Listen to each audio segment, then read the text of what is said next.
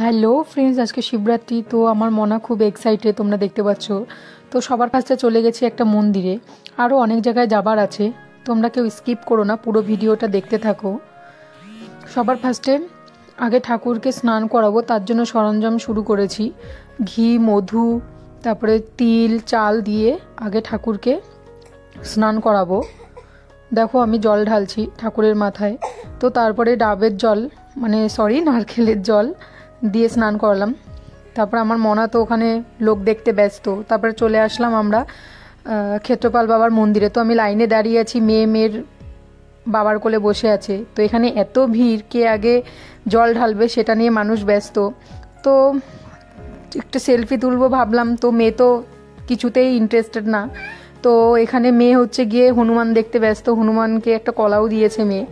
তো আবার পাশে একটা কালী মন্দির আছে, ওখানে দেখতে পাচ্ছ ঠাকুরের পুজো হয়েছে। তো সবাই ঠাকুরের ভোগ খাচ্ছে। তো আমরাও ভাবলাম আজকে দুপুর এখানেই ভোগটা খেয়ে যাই। তো দেখো খিচুড়ি, তরকারি, আরও অনেক কিছু ছিল।